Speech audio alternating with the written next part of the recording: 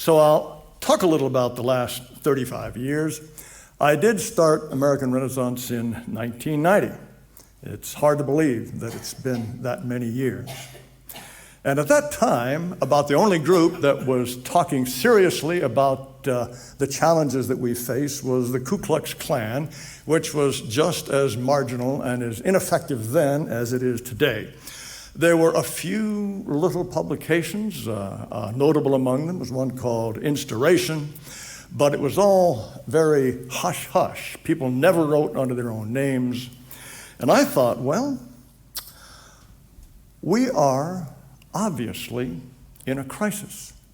And what we say is so true and so obvious and so unimpeachably moral that if I just start saying these things rationally and gently and persuasively, well, pretty soon our ideas will be taken seriously.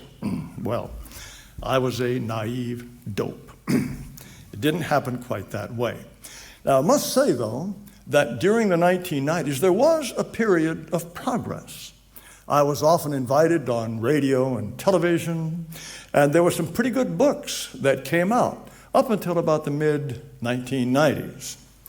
And then, for reasons that I can't quite fathom, that may have to do with the rise of the internet that made it easier to find out what such organizations as the Southern Poverty Law Center and the Anti-Defamation League said about me, but suddenly things just got clamped down in publishing and everything else. And I would say from about 2000 to 2016, it seemed to me that I was just making a record.